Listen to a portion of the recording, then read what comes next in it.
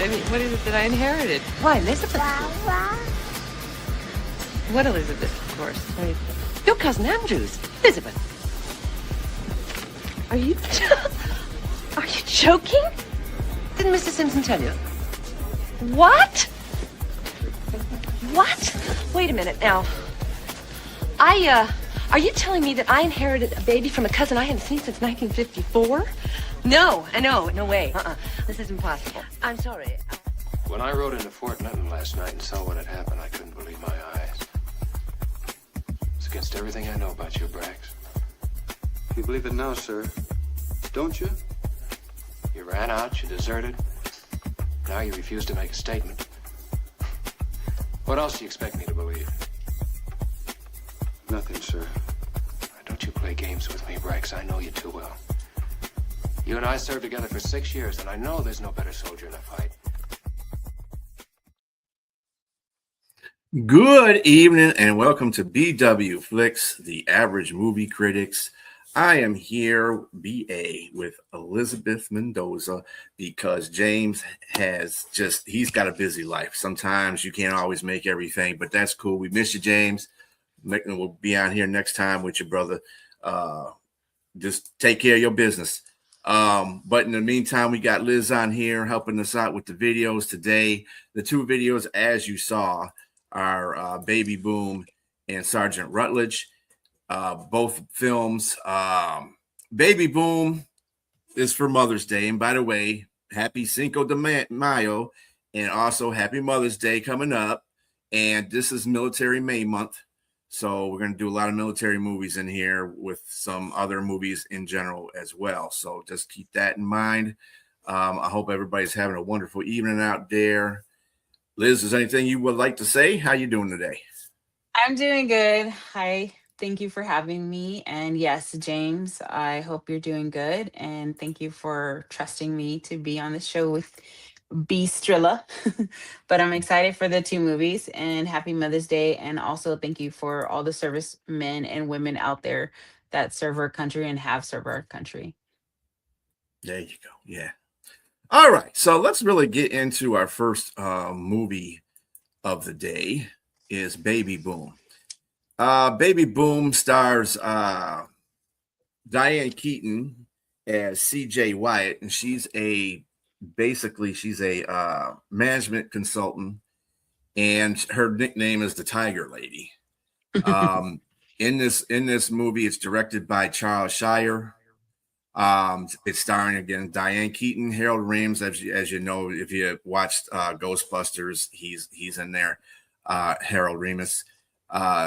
You also have Sam Shepard as Dr. Jeff Cooper, who it turns out to be her romantic interest, and later in the movie.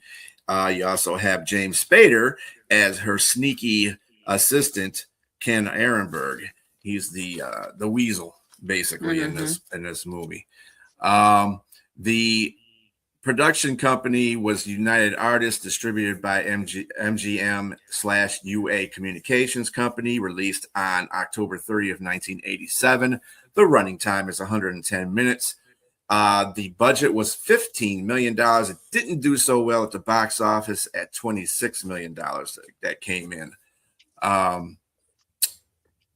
Now, this, again, CJ Wyatt is Diane Keaton. She's a management consultant, again, as Tiger Lady. She lives with her boyfriend, which is Stephen Bushner, which is Harold Ramis. And they're focused on their careers, and they don't really want to get married and stuff like that. They're just focused on their careers. And she work. She's a work type of woman.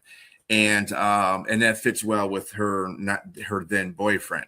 But then she gets a little bit of a disruption in her life. And one of her, I believe it was her uncle or aunt that passed away. Uncle and aunt passed away, and they left a a cousin or something like that. Yeah. She passed. They passed away, and so in the will, they send their daughter, who was a baby, Elizabeth, to her. That's in the will. And she doesn't realize this. She gets informed of this whole situation, but they don't tell her what's in the will. They just tell her to meet her at the airport, basically. And so she can sign some papers. That's all they tell her. They don't tell her anything else about no baby or nothing like that. So when she comes to the airport, sign her paperwork, and she's all giddy. She's like, would I get $1 million? No. You get a baby. And she was not into that at first because she has this life that she's created for herself and her career, and she's trying to balance. Now she's got to try to balance having this child in her life and balance that with having a job, and which she is offered to become a partner in there, but she has to really get her stuff in together. She has a food account of the food chain, which is a major company, and she has to adjust to that and Elizabeth at the same time. So struggling struggling to balance her home and work and home life. And obviously her boyfriend at the time, Steven, he's like, I can't deal with this. I got to go. So he leaves the picture. So it's just her and Elizabeth on their own. Then, she goes to Vermont. I think it is Vermont. And to get a house. In between this right now, everything is shifting at work because she's got all these duties that she's trying to do with Elizabeth because, you got to be responsible for the kid. And so they start leaning toward the weasel, Ken, as the person that's taking charge of the account that she's trying to do. So they eventually pull the account from her and give it to Ken, and then they try to give her some little Weasley account, and she says, you know what? I'm quitting. Forget y'all. So she quits. She moves to Vermont. She purchases a house, of course, without going there and seeing it in person or having it inspected. So by the time she, once she starts settling here, all this stuff starts happening to the house, as well as the fact that she's still, being a mother to Elizabeth. And she meets this doctor who actually he's a veterinarian. He's not a real people doctor. He's a veterinarian, which is still he's a small town veterinarian. I mean, that's where the movie is from. It's like a small town environment. Dr. Jeff Cooper, right? Yep, Jeff Cooper, you got it. And so she focuses on other ways to make herself money because she's got to pay for all this stuff that's going on in her house as well. So she gets this opportunity to sell gourmet baby food, applesauce. She had concocted, and she's trying to sell everything. And hello, Robbie. Hi, Robbie. I think Steven is jack off. Yeah, he pretty much is in this one, but he is. Because he leaves her. So I mean, yeah, that's pretty bad. But really, what it comes down to at the end is that she tries to sell this opportunity to the food company that she was doing in the first place. And she kind of thinks about, and she thinks, I could do this on my own. I don't need anybody helping me out. And she got a really good lucrative deal for them to sell it to them at $3 million. And I think she got like 300 or 950 million or $950,000 salary bonus for being, somebody that oversees everything. She didn't want that. She was like, I think I can do better on my own. I'm doing fine right now. So let me see if I can do anything. So that's what the path she goes. She falls in love with Jeff Cooper. They have a thing going on. So that's really kind of where it ends. They find a life in Vermont. She had an opportunity, and that's why she had an opportunity to go back to New York, but she said, nah, I'm not doing that. And everybody kind of, they respected her for that. the company that she worked for respected her for that, but she left. She said, I'm going back to Vermont and doing my own thing. And like I said, everything falls into place. I live happily ever after. And there you go. What I thought about this movie, the kid thing, it was pretty funny. In fact, I got a scene here. I got a scene here where I think every parent has this problem when they have their first kid. Okay, putting on a diaper. Let me tell you something. My first child, I had to put on a diaper, dude. Man, it was just messy. And then he was a boy, so he was aiming for everything. So, but fortunately, she's a girl in this. So Elizabeth's obviously a girl, so it doesn't get as messy. But let me show you how this went. Bring diaper between baby's legs, release tapes, and position over front of absorbent padding. Oh. Now. Oh.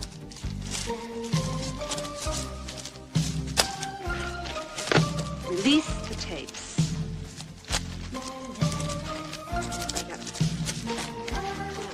There. Front of absorbent. Ah!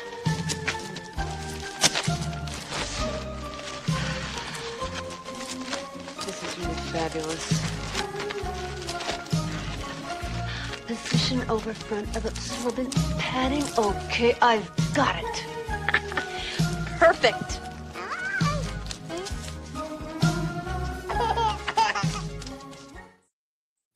As you can see right there, it takes lots of practice to do this, and that's back then when diapers weren't as that were more complicated than they are now. And just think about it, So, this movie was released in '87. There, Rob Dizzle. Robbie, Yeah, so get on these movies. he was. You got to understand, he was born later in life. So a lot of times before these or after these movies came out. So. Well, I was born in '80, so the movie came out in '87. Yeah, and so to me, the movie was fine. It was a good movie because I appreciate the fact that she, and like her boss was telling her at the beginning of this whole thing when she had the child and he found out, he was like, you got to put some priorities in place. You can't sometimes you got to give up stuff to get stuff done.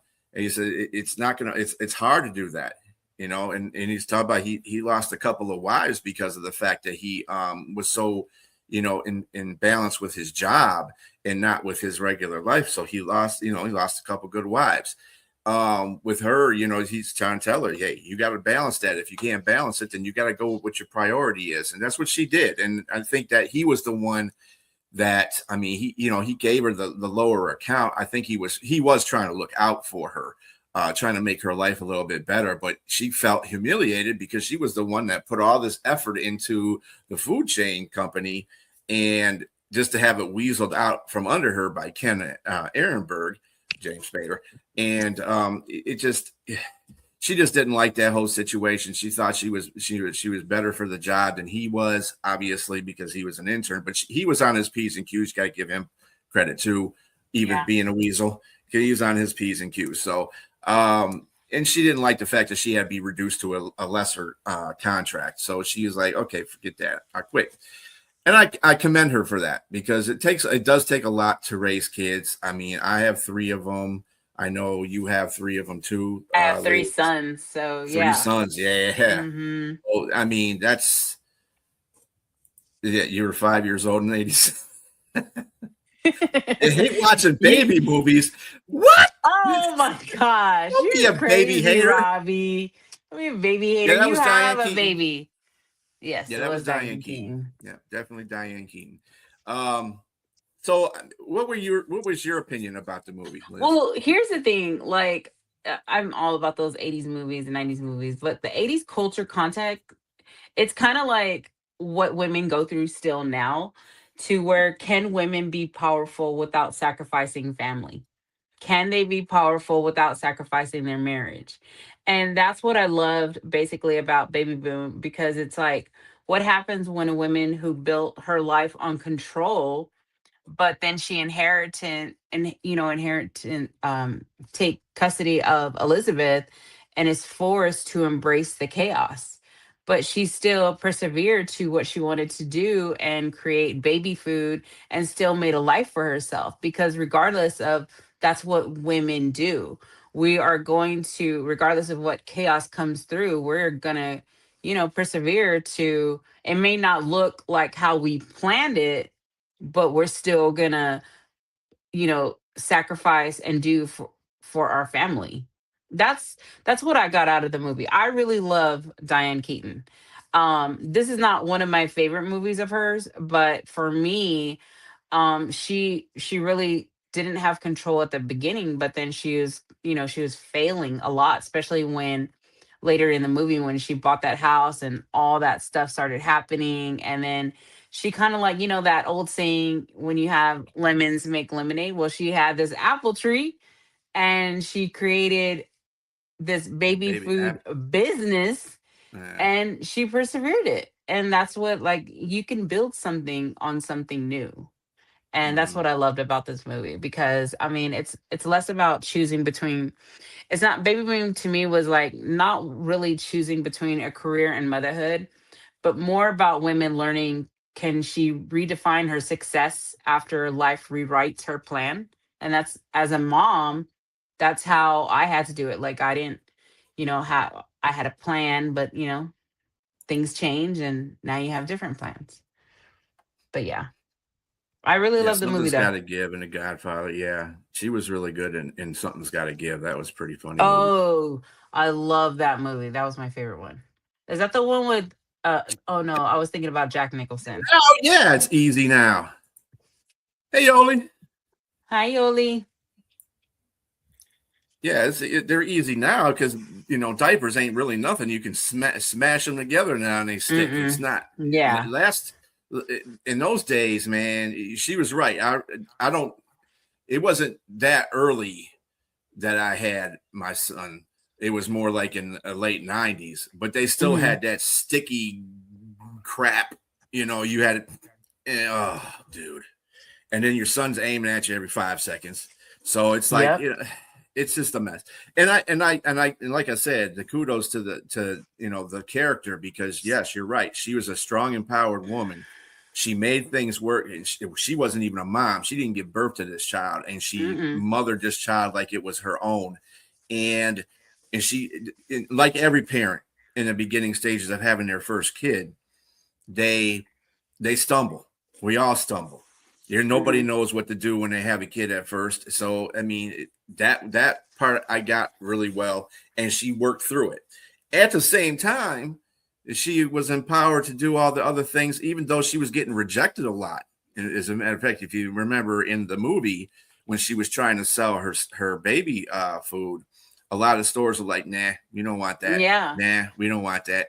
And she kept going at it, and like I said, she got the ludicrous offer from the company she worked from, and the food store, Food Choice, whatever the hell it's called, and they gave her all that option, and she was like, "Nah, I think I can do better on my own, and I like doing it better on my own. I like doing everything on my own. I don't like to be under people. I want to be the person. I don't want to be working for the person." Hmm. But let's see. Uh, hey, that I can agree with you on, because yeah, my kids Oh are my gosh. grown. They're changing their Yeah. own babies' diapers now, Yeah, they so thank are. God for that. Yeah, Uh, because Robbie, I have three grandkids, so trust me, those diapers are still coming my way. But I'm also like, when that happens, I'm like, here you go, son, your job. right, yeah, because you can always do that to your kids. You see, oh, can you? Nope, that's your Nope, kid. that's your baby. I'll have them when they're smelling good and sweet. Other than that, you got to change the Yeah. diaper unless they're under my care, and then I have to do that. But other than that, no, I'm not. Mm-mm. So let's go with this too. The actress, the star of this show, Diane Keaton.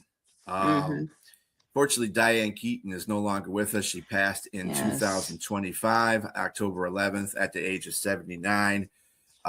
She was an Oscar. She's done a lot of Mm, Academy Award and awards in her Golden Globe Awards, Tony Awards, Emmy Awards. She's gotten all kinds of stuff. so Um, amazing. she was born on January 5th, 1946, in Los Angeles to Dorothy Dean and John Newton. Hmm. Ignatius Jack Hall. Jeez. And she was the eldest of four children. She was a homemaker and amateur photographer. And, Dorothy, her mother, was a homemaker and an amateur photographer. Jack was a real estate Hmm. broker and a civil engineer. And she became, and actually her mother became Miss Los Angeles for, Yes. she did the Los Angeles pageant for homemakers. And I think that's what inspired her. And she also, and Diane also was inspired by Katharine Hepburn, who admired her for playing strong, independent. This is something that Diane Keaton has done over the course of her career too. When she was in film, she always played those strong, independent women, Hmm. and that's something that even if she was married, she would be strong. She's just a strong woman figure in these movies. Um, she did her Godfather film. She was in the Broadway production of Hair. Um, she got Tony Awards for Woody Allen's Play It Again, Sam. Lovers and Other Strangers. I could go on with this. She was Kay Adams' girlfriend's wife of Michael Corleone, played by Al Mm. Pacino in The Godfather. Um, she also did The Godfather Part Two, and then she was in. Let's see what else she was in here besides the. Well, let me go down to the filmography. Yeah, she was in, but I mean, over a span of her career, man, she did so many Yes. movies, And she did, so yeah. many Yeah, movies. and she did a lot of television as well. Mm-hmm. Mhm.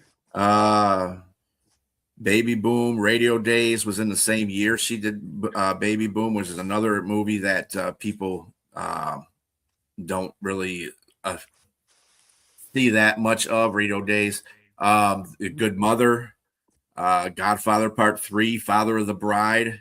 Look Mhm. Who's Talking Now. She was an integral part of Yes. that. Father of the Bride 2, First Wives Club, Hmm. uh, Town and Country, You which is don't the movie I own saw. me.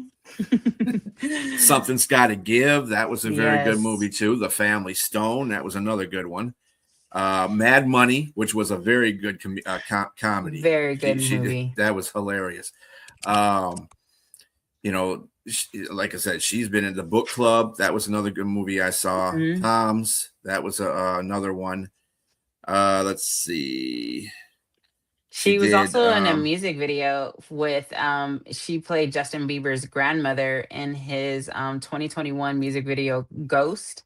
And when Yeah, I saw her, I was like, "Oh my gosh, she's just so amazing even just as playing a grandma." yeah. She was also on Heaven Is a Place on Earth with Belinda Mhm. Carlisle and I Get Weak. Yep. Also, Think Too Hard with the artist Sid Straw. So Mhm. yeah, she's very prominent. Yeah. And she lived a very good actress life, I would Very have to so. say. Um, so that is Diane Keaton right there. And we will be going to our next movie. Well, first of all, before we do that, we gotta give our popcorn review. Yes. And Liz, what do you give this for the popcorn review? um Probably I'll say I'll give it two popcorns. You're gonna give it two popcorns. All Yeah. right. Well, let's put that on there. Two popcorns. There you go. Two dancing popcorn. Why would you give it two popcorns though? What part of the movie did you not like? That's what I want to know. I didn't like the love life. I Oh, feel my like it bad. could have been better. I feel like the love life could have been better because it was the movie was more focused on like her succeeding, having, her this brand new child and just kind of making it. And then I feel like in the film they just kind of threw in the doctor, um and that whole situation. So I didn't really care for it because it could have been just fine with the version of just her being a mom and being a successful mother on her own. I felt like when the veterinarian came in the picture, it was just kind of like, where's this going? Like, what is the story to it? Because then you're putting a narrative on a mom just trying to succeed first. I didn't like the love scene, and I'm a romantic. I love romance, but when he came out, I was like, who's this dude? So yeah, that's why I gave it 2 popcorns. I kind of feel that same way with that whole Mhm. situation. I was talking to you off screen about it earlier. I'm not a big. I don't. I don't see Diane Keaton as a sexy figure. I consider, I see her as a mom figure, to tell you the truth. Yeah. She's a mom figure. So when she was doing all these, saying all this stuff about sex to this doctor, it was like kind of cringe to me because Mhm. I'm used to her being mother. It would be like my mother saying stuff like that to me, and I don't know. Yeah. And I think the doctor was a real weak character too. He came in there meh, he was meh, Yeah. And kind of meh. he's not great looking guy to me. So I was just like, meh. Yeah. Yeah. Yeah, he was kind of scruffy too. But I Yeah, he think, was just to like me that he matched I think he matched Diane Keaton they in that did. They certain did match their situation. energy. Yeah. Yeah. But he was kind of a meh character in it Mhm. too. But I am going to give it 3 popcorn because it was Diane Keaton. She played an absolutely great role in it. I really I can't say that was really good. I don't think the movie premise itself. I usually do average. This is average to me. That's why I gave it a 3 popcorn. And I just think, like I said, it's the whole romance. The Mhm. child thing was great. She did, and the fact that it disrupted her life completely, and she did something about that. That was really good. I thought that whole part of the plot of the movie was really good. But as far as the romance, yeah, I'm like you. It's like, come It could have on, been without it. you just threw somebody in there just to make it interesting. Yeah. You really didn't. And the thing about it is like the men in her life just come and go. Like her first boyfriend, now Yeah. he said he didn't want to be there, and then all of a sudden the apartment's empty. It's like, Like but you don't say where you go or meet him on the street. Sometimes in movies they have him meeting on the street, like, oh, how you doing? I'm doing great. How you doing? Well, I mhm. did this and I did that. Well, good for you. And Good then for they go you. about their business. You know what I'm saying? But there was none of that for the first boyfriend. And the second Mhm. boyfriend, I was like, man. Yeah, I didn't that whole scenario when he was just like, "Oh, this ain't for me. I got to go."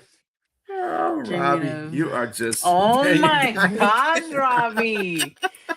Go put on your black shirts. Oh, I love Robbie, No, man. but That dude makes it. no, I just kidding, Robbie. You know I love you. But my biggest thing was just like even at the when he was the first boyfriend was just like, oh, this ain't for me. He could have said it a little better instead of how he did it in the movie. Yeah. Like, come on, dude. Be a little nicer and be a little considerate. But that's why I gave it a 2, because the dudes. Yeah, the dudes are just bad in this one. And Hmm. and Harold Ramis is a really he's a comedian and he's a pretty good actor in Hmm. itself. And to put him in that position where he's the I wouldn't say the bad guy. He knew what he wanted. And I Yeah. think Diane Keaton's character went with that flow too. She was like, well, yeah, I understand, dude. You didn't want this in your life. So why even go with it? And she Right. didn't seem like she was too depressed Nah, about him she was gone. good. She was like, Yeah, okay, she was bye. good. I'm good. I'll see you later. Yeah. All right. But, So our next movie is going to be Sergeant Rutledge. This mm, is I would John. say, coming to age movie about black and white relations. And if you watch this movie, it was a 1960 movie. If you watch this movie later on in life, there's a lot of things, unfortunately, that have not changed. Mm, And just the presumed innocence is no longer there. Everybody, black folks are always caught up in the crosshairs of being guilty before anybody says anything.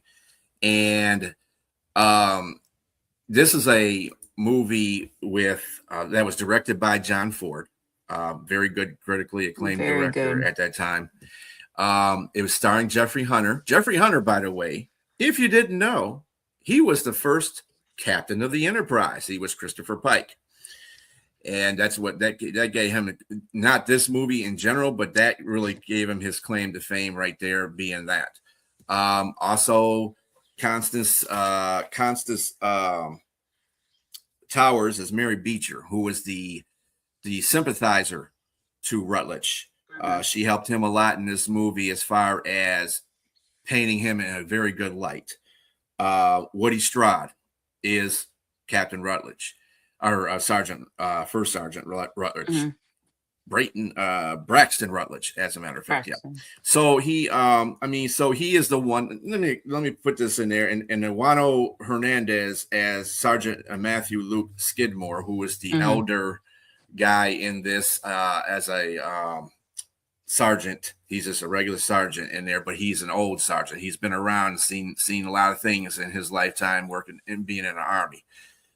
So he has a lot of bit of a little bit of a thing in here too, because he's like the elder and everybody looks up to him a little bit, you know. So let's put this in perspective. The production company was John Ford Productions. It was distributed by Warner Brothers Pictures. The release date was May 25th in 1960. That was in New York. June 8th, 1960 in Los Angeles. Running time was 111 minutes. There is no thing that says how much it cost the movie to make.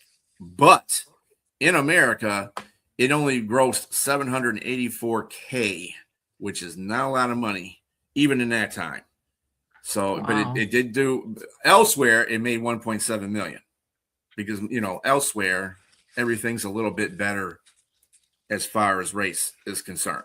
And people are sympathetic to certain things. You know, it's just in the United States, it's just like that. But anyway, this movie is based in 1881. And Sergeant Braxton Rutledge is of the 9th U.S. Cavalry, basically one of the cavalries that was an all-black cavalry. And it was led by Lieutenant Tom Cantrell, who is also his defense attorney in this movie. And I think that was a pretty good thing for, you know, him to do, was to be his defense, because who knows him better than his commanding officer, right? So, but he is accused of raping a white woman and then killing a superior officer, who is Major Custis Dabney. And he is kind of like, I wouldn't say he's on a run, but he knows he's going to be captured and you know, put to trial, and he knows he doesn't have a very good chance at succeeding in innocence in this, because at the time he's a black man in a white world, in a really white world, and in the West. And, you know, again, he's accused of being guilty before he even has anything to evidence his innocence. And it's all circumstantial evidence. It all points toward him, unfortunately. So Cantrell, they go through these periods where they're going through their,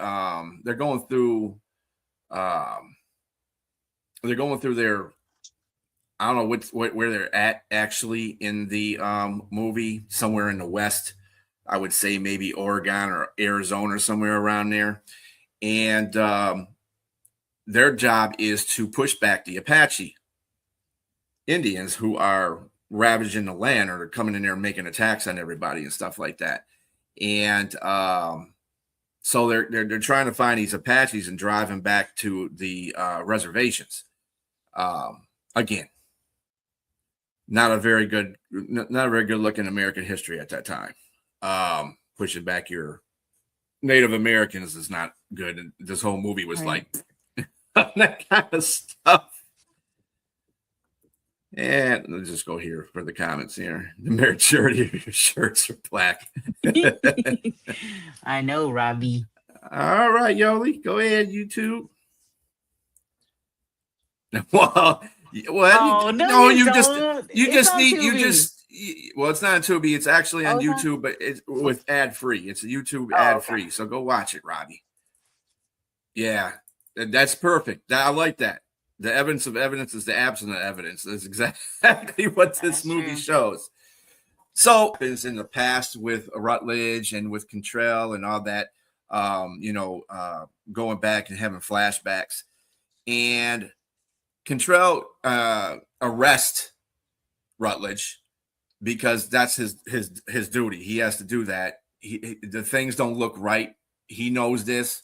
He actually sits him down and talks to him about that, as you saw in the introduction. And then he gets brought back to court. But in between that time, they have to fight these Apaches. Well, in the book of the army at the time, of the cavalry at the time, if you're a prisoner and you're getting attacked by Apaches, or in a war with Apaches, or anybody in that matter, the prisoner will take up arms and help them out. Well, they did that for Rutledge, and he took off. He said, "I'm out because I already know what's going on here. I'm out. I already know what's gonna happen." But he felt bad because then he saw the Apaches getting ready to ambush him. So he was like, and like he says, the 9th Cavalry, without saying it, but saying it, is his family. He's been in it for so long, he can't leave his brothers out there to get ambushed by the Apaches. And so he does that. He goes out there and he comes back to him and says, "Hey, they're going to ambush us, get them." And so they run him off. They have a gunfight. They run him off. And of course, there's a couple casualties to the cavalry. But in the meantime, they get back and they get interrogated. Let's not forget about Mary Beecher. Mary Beecher. The first scene is they're at the rail station, and there was an Apache Indian attack on the train station, and Mary Beecher's waiting for her father, who she sent a telegram to tell her to meet her there. But the telegram never got sent because the Apache Indians came in there and killed the conductor or the radio guy. So, she's like freaking out. And then he comes in and he goes, "Hey, don't be screaming. Don't be doing any of that because they'll come back and get all of us. Just chill." So he was protecting her and putting her, in a spot so that she wouldn't get hurt. And she said in this trial that, he basically saved my life. He saved my life. Yeah. And I don't have no reason why I would think that he would murder somebody. But, you don't know people. You know people by what their actions are, but that doesn't mean you know people. So people were still kind of looking at her like, Like, can we trust her? Yeah, like, can we trust her? Yeah. And what's going on, Sonia? Hi, Sonia. Yeah, Tubi is the best streaming service. If you deal with the commercials, you're fine. Yeah. Tubi, we love you. Thank you, Tubi. Just remember that so we can get some, Holla at your girl. Yeah. Anyway, so it ends up being that they're in court, and I'm going to bring up a video of that real quick, where this is near the end of the trial. And we finally get solved what happens in this whole situation. So, we always tell you the spoilers. We always tell you that, just let you know that. So what happens is there was a ruckus going on, and Sergeant Rutledge heard this going on in the major's house. And somebody had raped his daughter and killed her. And so he was going in there trying to, he found her like that. And he was trying to make sure, she was alive or whatever the case is. Her father came down the stairs, the major immediately thought he was the one that did this. So they had a gunfight, and he shot Rutledge, but Rutledge mortally injured the major and killed him. It was in self-defense because he really didn't do anything. He was trying to make sure old girl was all right, which she wasn't. And then he ran from the scene. Well, come to the end of the movie, the end of the trial, it was the son. Well, that was the son of a son came in. The father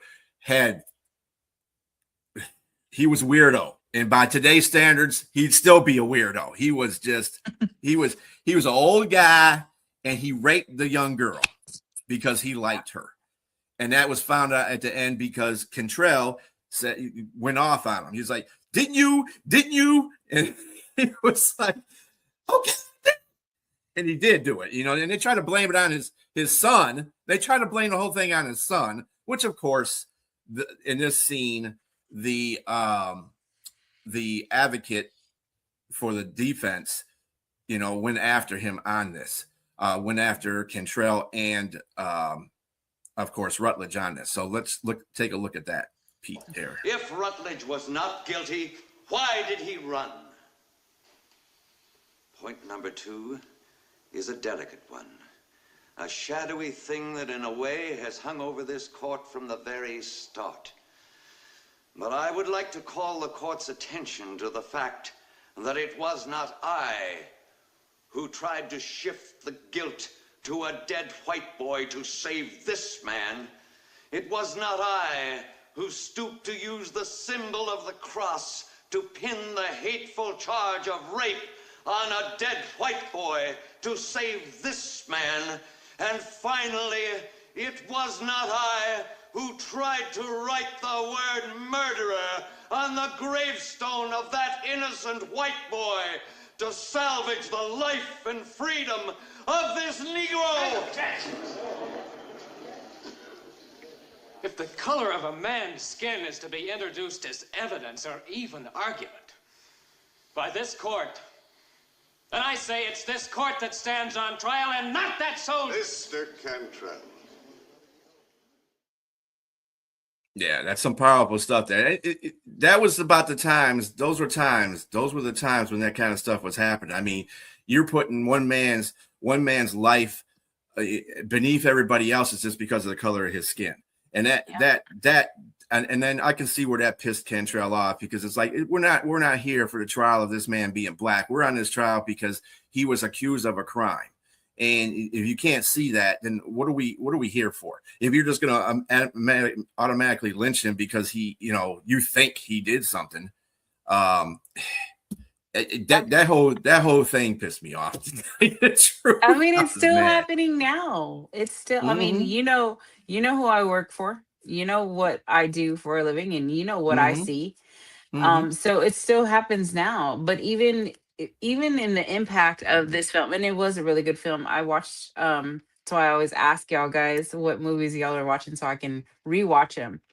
But to be honest, like, the modern connection is still, the movie still resonates because conversations around race, legal bias, public press, are all over.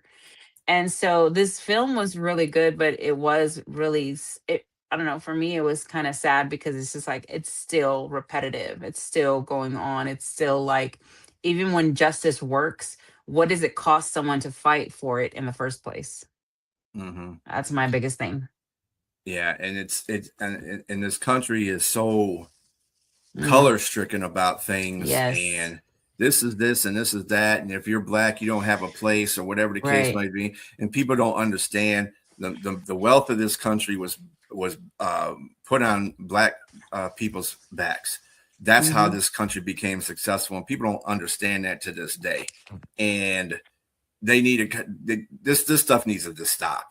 Racism just needs to go, because you have to have everybody. And I'm not just saying, let me clarify something too. It's just not white people either. I think black people need to see the other side too. They need to go out more. I think that's the problem with white people. They just like to stay in their own little shell in their community. They don't want to go outside of that little shell in the community and find out what life is like with other ethnic people.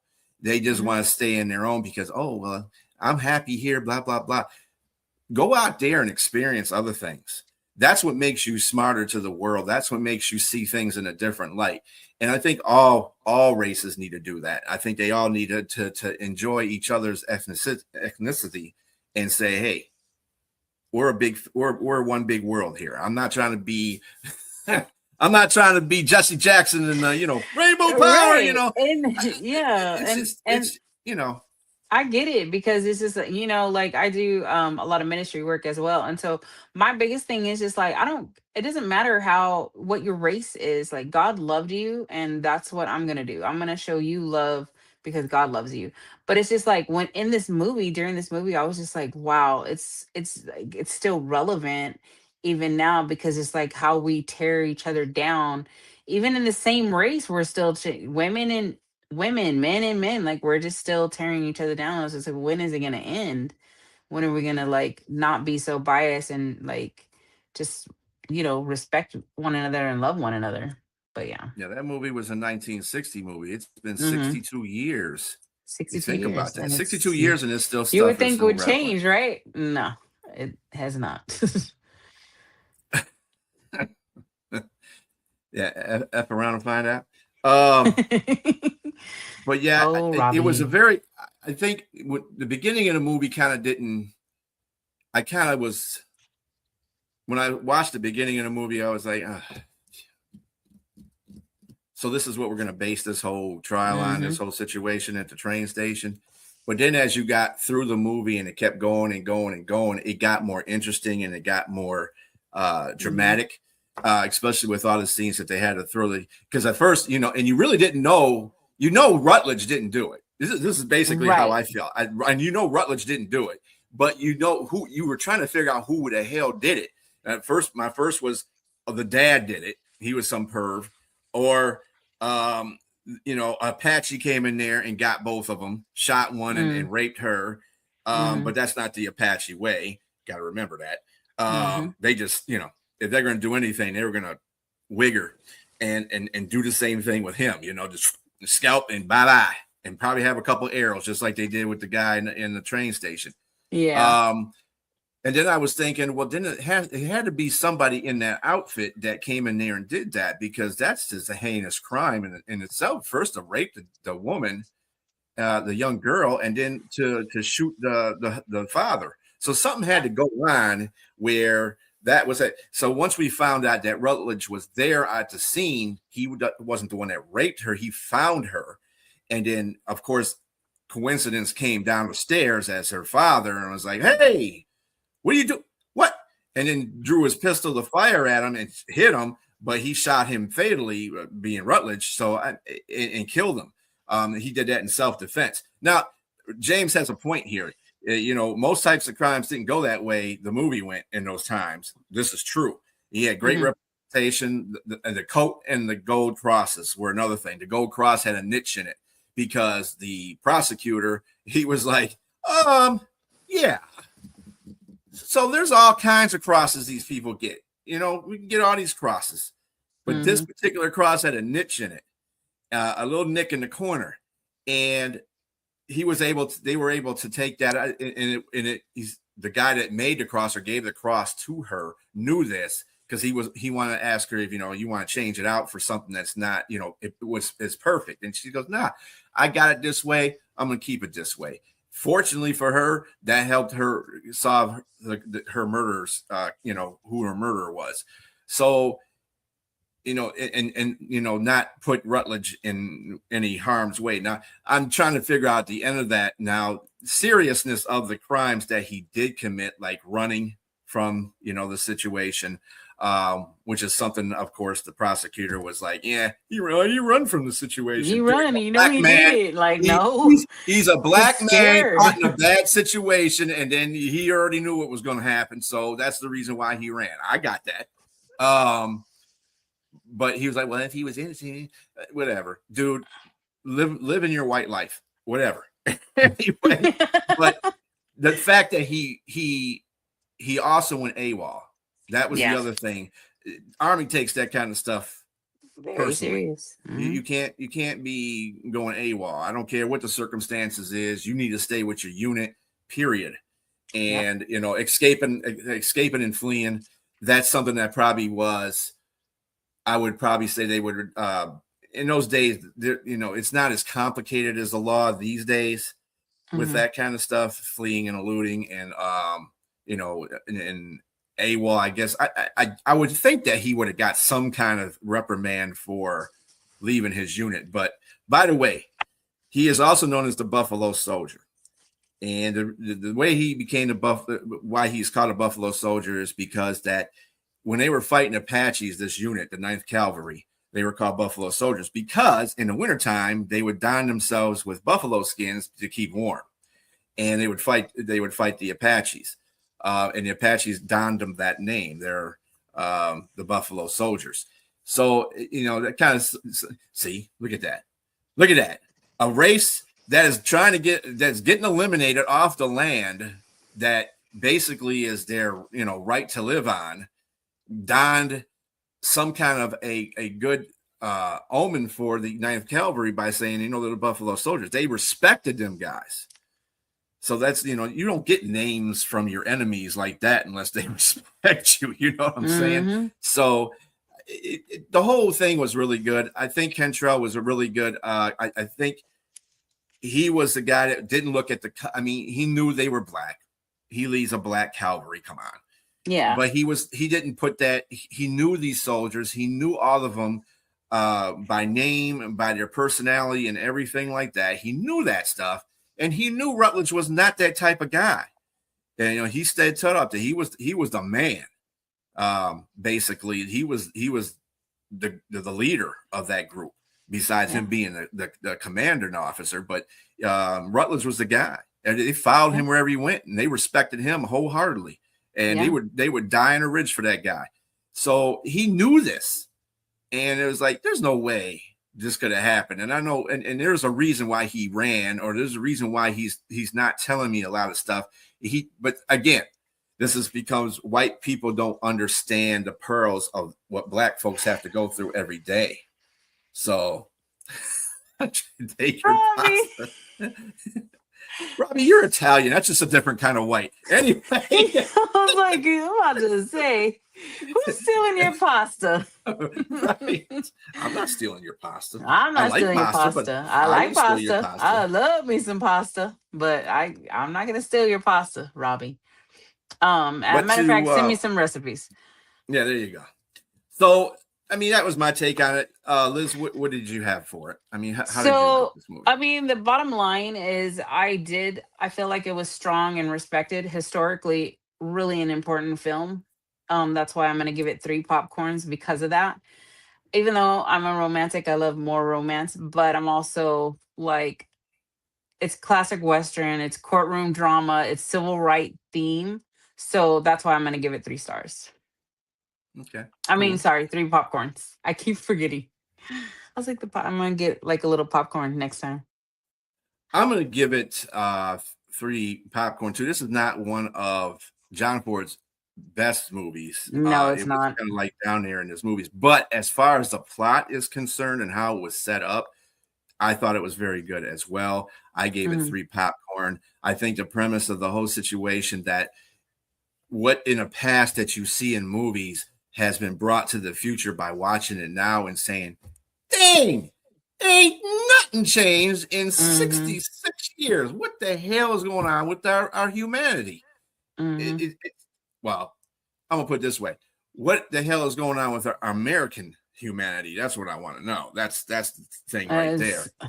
Yeah. It's like racism runs rampant in this country for no apparent reason at all. It's just dumb. And it's just like going through Hispanics, this thing about putting a wall in. Yeah, it's crazy. It's crazy. Dumb. And they make movies about it, and that's what we watch. I do have a question. What John Ford movie did you like? Like, what's one of John Ford's movies that you are really drawn to, besides, like, I know you like this one, but what was one of John Ford's movies that you like? He does a lot of good westerns. That's what I really he does more know him for. Like Fort Apache was a good one. The Man Who Shot Liberty Valance, I like that one. I also like some of his movies are not westerns that I liked. Was, let's see, I gotta remember, bear with me here. Oh, he did the Battle of Midway. He did the Battle of Midway. That was one of my favorite movies too. Older movies. Grapes of Wrath was a good one. Yeah. Mr. Roberts, another military movie. Yes, that was a good one. How the West Was Won. That was another one. My favorite. And Mhm. I really like that film. He really did like bring out different things and characteristics in that one. So that was one of my John Ford. That's like my number one John Ford movie. Yeah, John Ford was really good in his Yeah, back he in his day when was. he was directing. He had very good Mhm. movies. I know I haven't seen all of them, but you know, I come across one that says you know is directed by John Ford. I know it's going to be a good movie. Yes. Like I said, this movie wasn't one of his best movies, but at the same time, the plot and everything that was in it was great. I think that it pertains to what today is about, It is. even at in 1960. And I think at 1960 they were trying to get a point across too. There's always movies like that like, hey, you know, Hmm. you gotta prosecute the man for being a man, not because of the color of his skin. That's what you got to do, Right. and I'd stop doing that stuff. And all these movies that came out around those times, it's like they were trying to tell you, they were giving you a message, and It was the nobody was same taking heed of story. the message. No, Yeah, it it's wasn't. nobody's taking heed of the message. Yeah. So And that's the thing, like it's he was the Sergeant Rutledge isn't just about whether one man was guilty in the movie. It was about whether America's justice system can see past its own prejudice. So mhm, that's one of the things I liked about the movie was like it still resonates. But yeah. mm, Well, Liz, it was great to have you on. You are thank you for welcome to having come me, back. Beastrilla. Have me Anytime anytime. you want to come back, you know, just let us know, or if you got to fill in for one of us fellas, that would be great too. You're excellent. We'll have better grasp on it next time for you, so that you're more involved in it instead of me talking my Mhm. face off. Uh, and this will start to and to conclude our show. Our next movies are going to be Presumed Innocent and The Messenger. Presumed Innocent, Really obviously, is good part of movies. trying to do our law thing with the Presumed Innocent, and The Messenger, of course, is our military theme, what we have to go through. So, for me and James, let me miss you, brother. See you next week. And Liz, everybody have a great night, and thank you for joining. Yes, she is. She is good people. She is good people, Bye, Robbie. She's good Robbie. people. Y'all have a good night. We'll see you next Tuesday at 8 p.m. BW Flix, the average movie critics. Have a great night. Adios.